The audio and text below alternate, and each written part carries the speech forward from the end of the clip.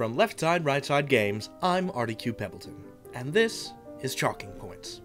This week's topic comes to us from Heather, who wants me to illustrate the gulf in usage between less and fewer, because while the words have similar meanings, they aren't used the same way, even though the antonym for both less and fewer is more. I know, that's weird. Now, as I've said before, all language is subject to change, and in many cases style is decided somewhat arbitrarily, but I don't make the rules. I just explain them. Now, before we dive into this, let's talk about the difference between mass nouns and count nouns. First of all, what's a noun? It's a thing. It's rock music, it's liberty, it's a rump roast, it's your friend stew, it's the stew made, whatever. That's what nouns are, they're things. So count nouns are, perhaps somewhat obviously, things you can count.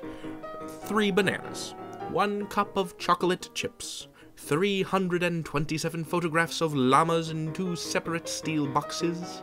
We use fewer to talk about count nouns. I could do with fewer llama photos, you might say, if there was something wrong with you. Or, fewer death robots roaming the streets can only be good for the city of Gotham. Mass nouns can't be counted, and you use less to talk about them. This stew needs less salt. That outfit needs less attitude. These death robots need a little less death. This gets confusing because you can quantify some mass nouns. You'd say, I want less sand in this sandbox, but you could also say, I want fewer buckets of sand in this sandbox. Those sentences mean different things, sure, but I wanted to point out that the difference between mass nouns and count nouns is usually situational. You can't count water, but you can count glasses of water, you see? The next time you're trying to decide between which one to use, take a breath and remember. You'll make fewer mistakes and experience less embarrassment. If it can take a plural or a number, use fewer. If you can't count it, use less. Thanks for the suggestion, Heather. I hope that helped. You can send your fevered pleas to Artie at LeftSide-RightSide.com, and while you're there, give our games an old-fashioned look-see.